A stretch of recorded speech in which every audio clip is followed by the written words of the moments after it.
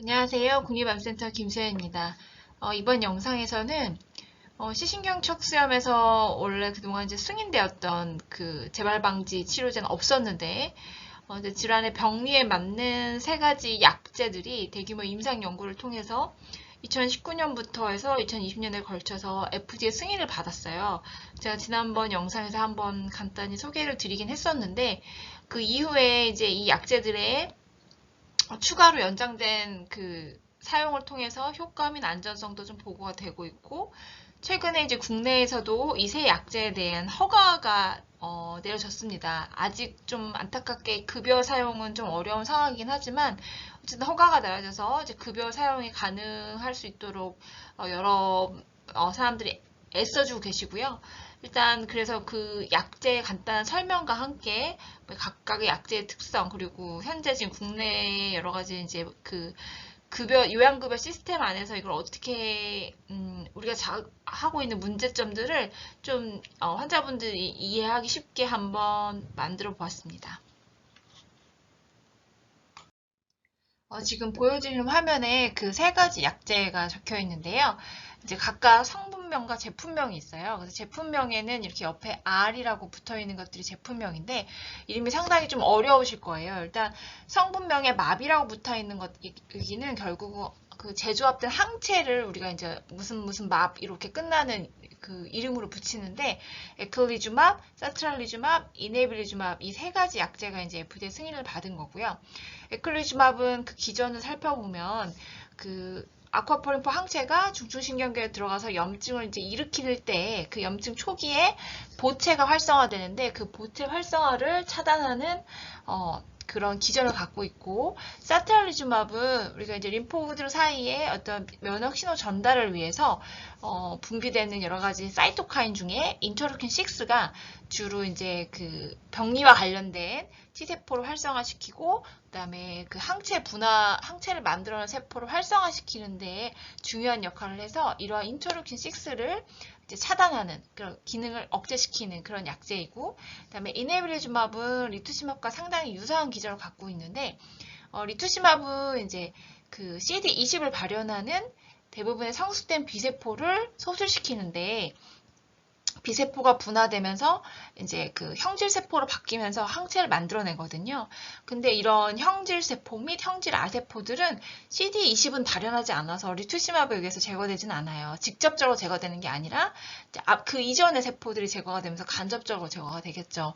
하지만 이네빌리주맙은 그 약물 자체가 CD19를 결합을 해서 CD19를 발현한 세포를 호출시키는데 이 CD19는 이 형질 아세포에도 발현을 하기 때문에 직접적으로 형질 아세포를 바로 제거할 수 있는 그런 기능을 갖고 있어서 좀 더 광범위한 비세포를 소실시키는 효과를 보인다고 할 수 있습니다. 그래서 이 세 가지 약제에 대해서 이제 3상 연구들이 진행이 되었고, 각 약제 모두 다 굉장히 그 위약 대비, 그러니까 가짜 약군 대비 굉장히 우수한 재발 방지 효과를 보였어요. 그래서 위약군 대비 재발 감소율이 이제 에클리주맙이 94%, 이네빌리주맙이 73%, 사트랄리주맙이 55%, 69%. 근데 이 중에 이제 그 에클리주맙 연구는 항체가 양성인 환자만 포함한 반면에 이네빌리주맙과 사트랄리주맙은 항체가 음성인 환자도 포함이 되었었고, 이 두 약제에 대해서 그 치료 효과는 확실히 항체 양성인 환자, 좀 더 이 질환의 병리가 명확하게 이렇게 규명되어 있는 항체 양성인 환자군에서 더 훨씬 좋은 효과를 보였습니다.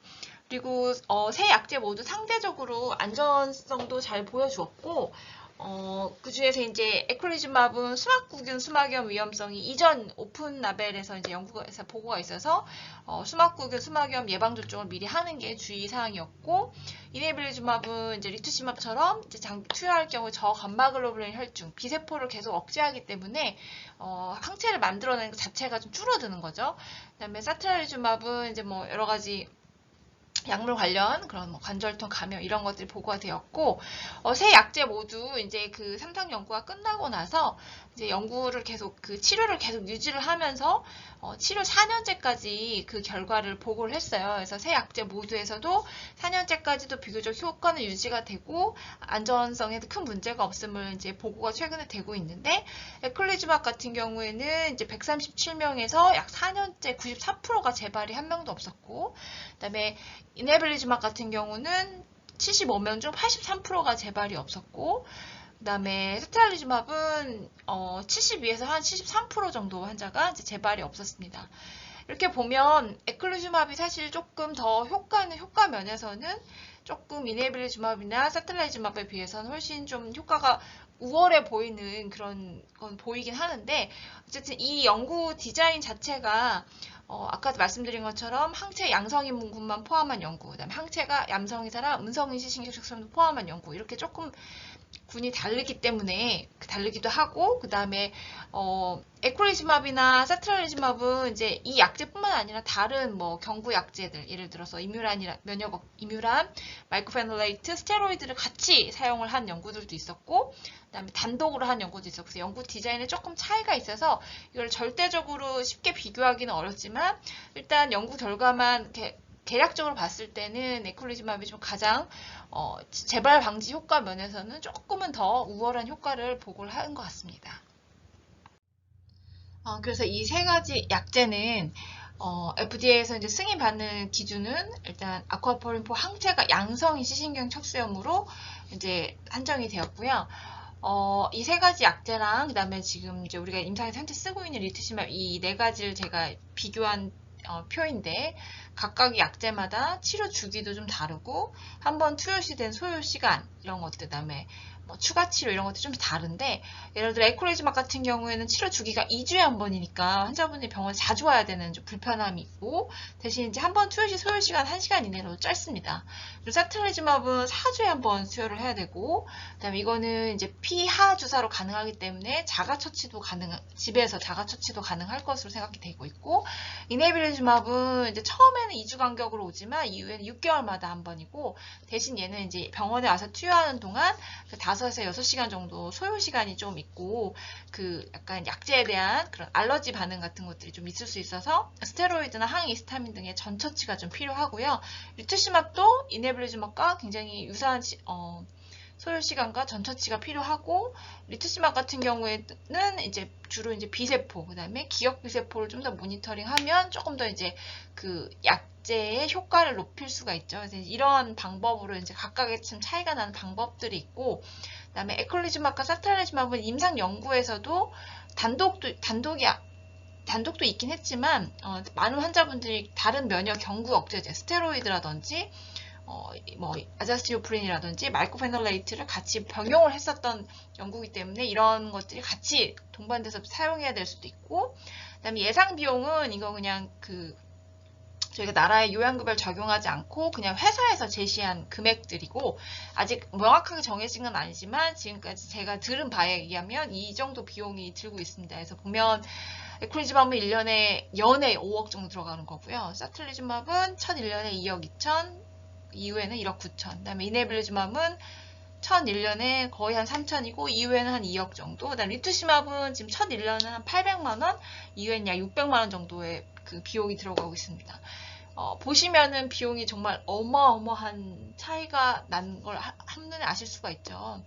그래서 이제 이 FDA 승인을 받은 이 약제들, 새롭게 받은 약제들은 약제에 이제 특허권이 생기기 때문에 이 다른 회사에서 이 약제들을 만들어서 팔 수가 없어요. 그래서 각각의 자신들의 그 대규모 임상 연구를 했던 그 많은 돈들을 결국은 이 특허권 내에 이제 다시 벌어들여야 되는 그런 것도 있기 때문에, 어쨌든 약값이 이렇게 굉장히 그 마켓에서의 그 필요성, 사회적인 필요성에 맞춰서 이렇게 약가가 결정이 될 거라고 생각이 되고요.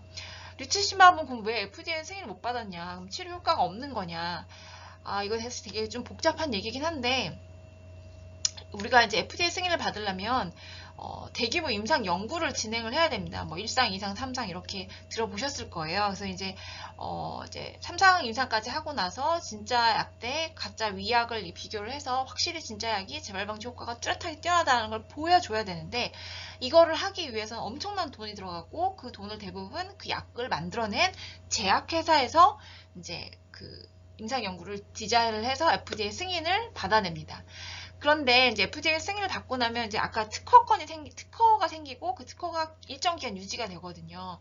근데 리투시마브는 사실 오래전에 나온 약이고, 이미 림포마나 그 류마티스 관절염에서 오래전에 승인을 받아서 사실 약제 그 회사에서의 그 약제 특허권이 거의 끝나가고 있는 시점이었어요. 그렇기 때문에 시신경 척수염에서 새로 이 대규모 임상을 해도 이 특허권을 통해서 이 회사가 이 리투시마브를 통해 얻을 수 있는 그 이익이 크지 않다고 아마 생각했었을 겁니다. 이거는 뭐 저의 생각이긴 하지만 그래서 시신경 척수염에서는 이투시마브의 임상 연구는 없었고요. 임상 연구가 없는 한 뭐 아무리 다른 연구들에서 이제 뭐 그 치료 전후를 비교했더니 압도적으로 재발률이 억제되더라라고 보고를 해도 이런 대규모 임상을 하지 않는 한은 FDA 승인이 안 납니다.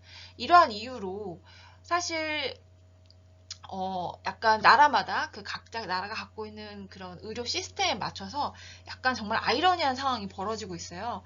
예를 들어 독일 같은 경우에는 이제 FDA 승인을 받은 약만 사용할 수 있게 되고, FDA 승인을 받지 않은 약은 사용할 수 없게 됩니다.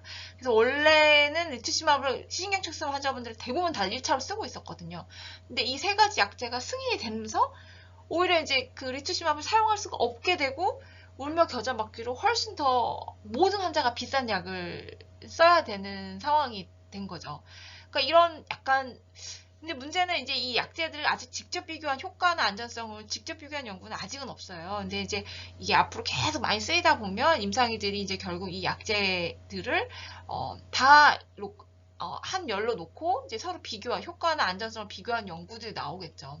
근데 저희가 지금 기대하기로는 이 리투시마브이 앞에 이 승인받은 약제에 비해서 그렇게 치료 효과가 크게 떨어지지 않을 거라고 기대를 하고 있는 상황입니다. 실제로 이건 우리가 임상적으로 많이 경험을 했고, 그리고 비용이 훨씬 압도적으로 저렴해요. 리투시마브는 아까 말씀드린 것처럼 특허가 끝났기 때문에 다른 회사에서 복사해서 만들어낼 수도 있고, 어쨌든 바이오시밀러도 있고, 이런 것들 때문에 약제 가격도 훨씬 저렴하고, 우리가 늘 뭐 물건을 살 때 늘 가성비를 따지잖아요.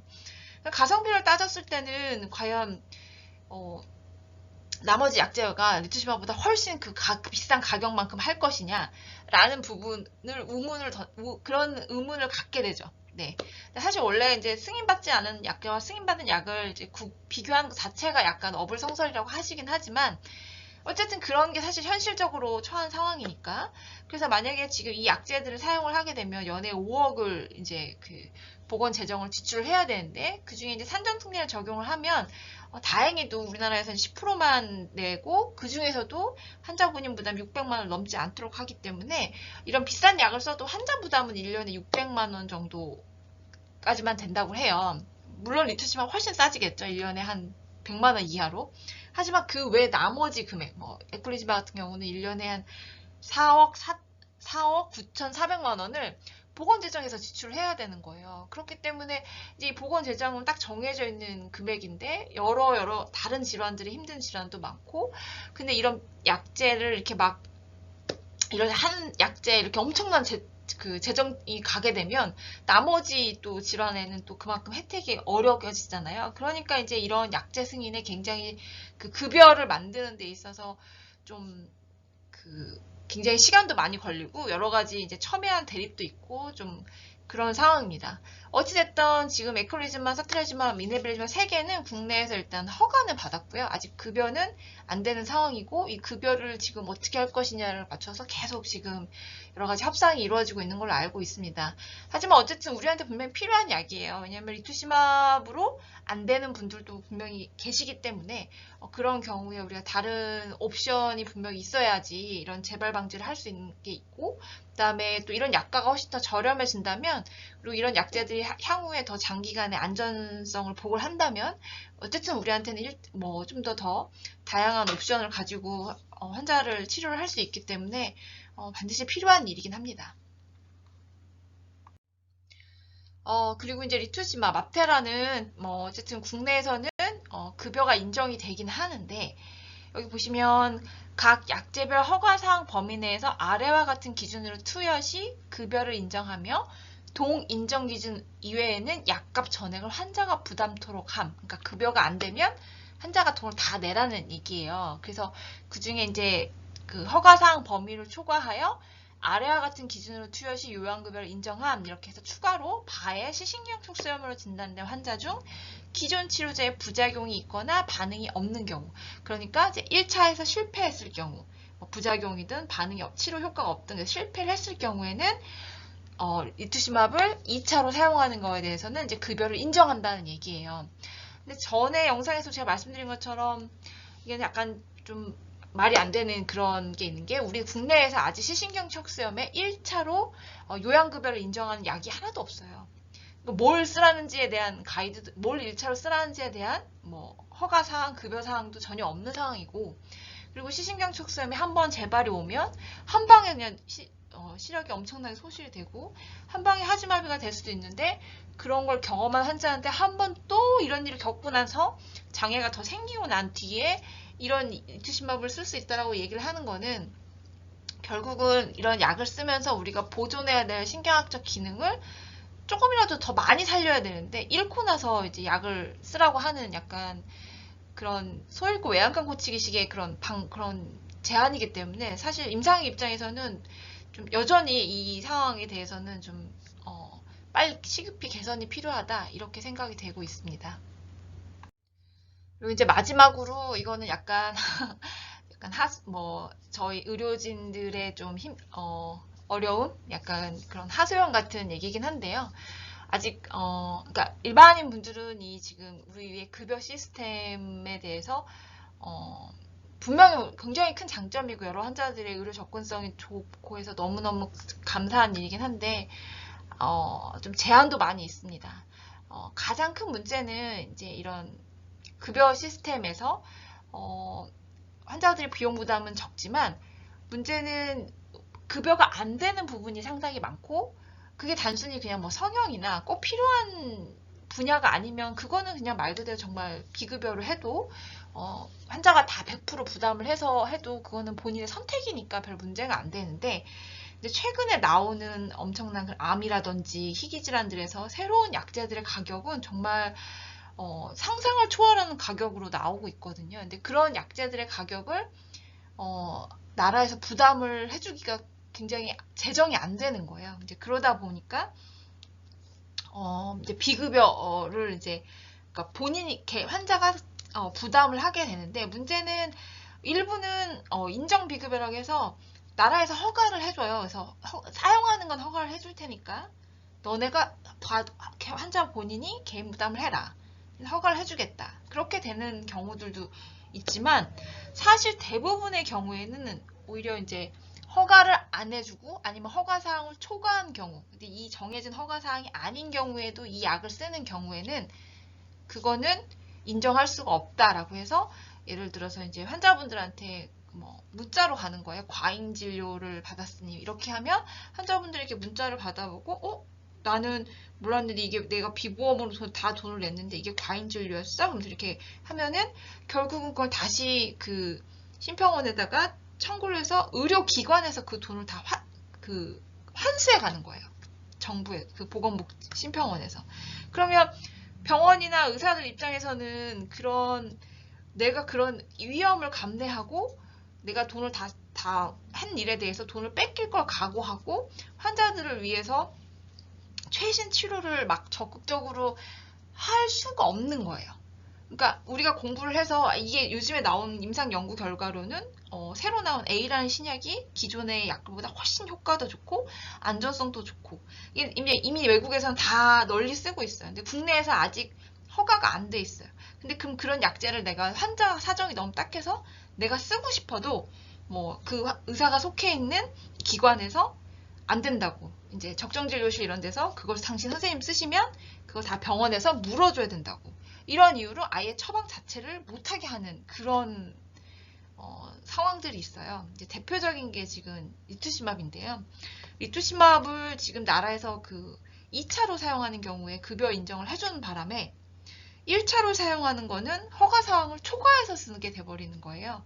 그러니까 이미 비급여인데 나라에서 전혀 인정하지 않는 이미 비급여이기 때문에 나라에서 강제로 환수해 갈 수도 있는, 환자한테 돈을 그 약값을 다 환자가 이제 비급여로 해서 돈을 내고 약을 받았어도 나중에 나라에서 병원에서 다시 도로 뺏어가서 환자한테 다시 돌려주는 이런 시스템이 될 수 있는 거예요. 그러니까 병원들마다 어쨌든 이런 약제 처방이 굉장히 제한이 많고, 그래서 이런 거를 하려면 어쨌든 희귀질환이고 좀 그다음에 환자의 상황이 좀 급하고 이런 경우에 우리가 의학적 근거를 바탕으로 해서 심평원에다가 허가 초과를 신청할 수가 있어요. 근데 그거는 각 병원 개개별로 해야 되는 거고요. 그 의사가 여러 가지 임상 근거 자료를 덧붙여가지고 이러이러한 것들이 있으니까 이 환자에서 이런 허가 초과지만 이 약 사용을 꼭 허락해 주세요 라고 하면 나라에서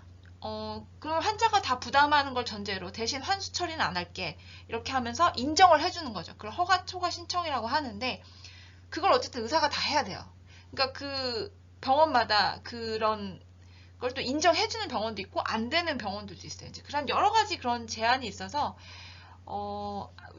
제 요즘 많이 받는 메일이나 그 유튜브 댓글 중에 하나가 나는 납테랄 1차로 쓰고 싶은데 이투시말 1차로 쓰고 싶은데 담당의 선생님이 안 된대요.